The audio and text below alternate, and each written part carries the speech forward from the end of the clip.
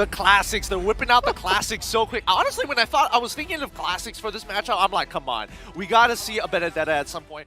They pull the trigger. There's the Matilda. We were looking forward to start.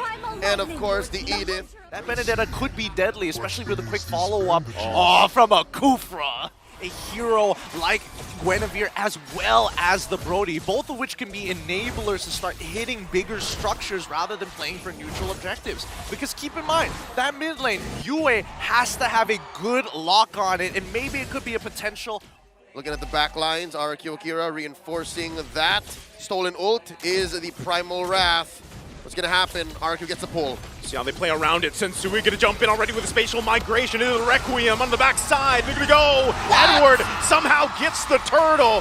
Still, are they going to fight for it? Renegade going to go in with that circle eel. Takashi falls into the jungle. Flicker out from Edward. Renegade one hit away and he'll get out just fine.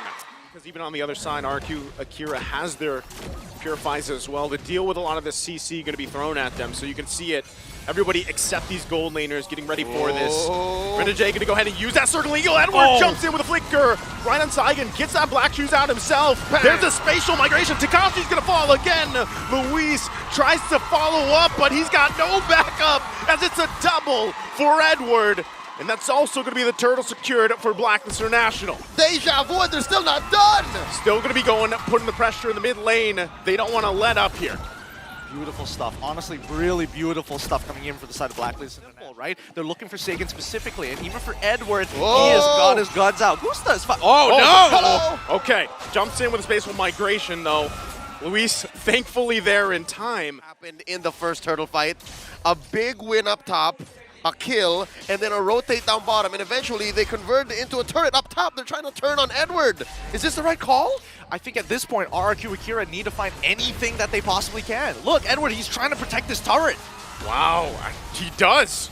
Keeps it alive. Approach these situations, especially since Blacklist International, they're not wasting movement. They're very efficient. They're going to be able to find their target here. Sensui could be in trouble. He's going to fall. Well, that also, as well as the fact that he might be looking for opportunities to actually out-farm his opponent, right? Especially you're up against a Boxio. Let's keep that in mind. The movement speed is going to be useful. Well, they could use it here for this turtle. They're going to go for it. They jump in, but Sensui somehow steals the turtle away. The retry on point. Takashi falls again. The world. Sensui's retribution is notorious. It's world class. That's why he's on Blacklist. Oh, whoa, whoa, whoa! Still going to be going for it again, trying to hold down this mid lane. They're going to force him back. But if he's able to smother it really early on, no, he's fine. Look, it's Edward, right? Agent Zero, he's not a prime target for RRQ.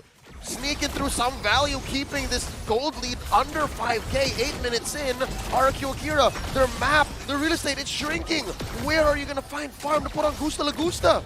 I mean, even with this, like, when they try to find their own moments, damage. I mean, that's the best that we can actually put it, right? 12. Well, again, he is so far ahead of the curve. UA is that important when it comes down to these to the peel from RRQ Akira, especially when they find that initial engage, and that's when we see the snowball actually happen, right? The big game changer is going to be Takashi and Luis. They really need to communicate on the way they actually attack. All right. Luckily enough, RRQ Akira has respectable wave clear. For Luis, man, you gotta get some defensive jumps in. Yeah, they're gonna have to. Again, they're gonna lose this mid-turret. Sensuichi's gonna jump in, finding the mark. Luis gonna fall, and now King to follow. They just get obliterated in the base. Now Blacklist International with the lead. They're gonna go ahead and continue to assault down the base turrets of RRQ Akira. Do they cap it out? Edward gonna jump in, Takashi falls. Gusta La Gusta trying to keep the game going, using the blazing duet, but it's not enough as Blacklist International decisively takes game one. Blacklist welcomes RRQ Akira into Manila with a dominant victory. Game one going over to Black. Whew. Blacklist International feeling comfortable in their own skin, man. This is why the new iteration of Blacklist International is so exciting to watch. They're efficient, they sometimes can be aggressive, but more importantly so, like the Hitman himself, he is precise.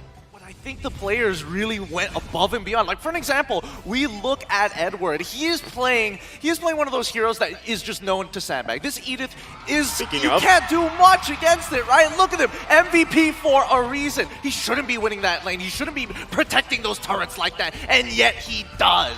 Abun Jingjing scores a 503 KDA. Legend Zero, he's known responsible for about 100% of those kills in game 1. He just knows whenever he comes in, whether by hook or by crook, his ult will deal damage, he will displace with his CCs, and he will win fights for Blacklist International.